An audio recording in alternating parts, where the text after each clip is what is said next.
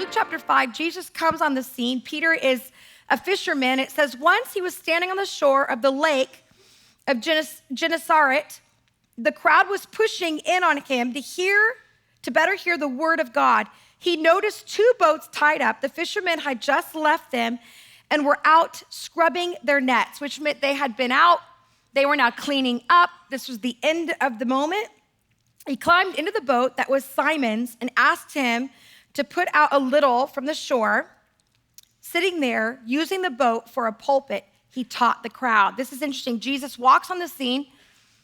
Peter's cleaning his nets with all of them. Remember, Peter is a vocational fisherman, which means his legacy has been a fisherman. It means he grew up on the boats. His grandfather was probably a fisherman. His uncles are fishermen. He smelled like fish when he went to school. I mean, this is the kind of man he is.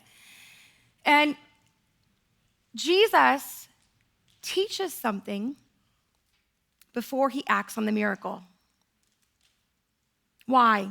Because Peter needed to hear what Jesus had to say, and when he heard what Jesus had to say, it expanded his capacity to grow. Often, our doubt and fear comes from us not having a position where we're hearing the right things.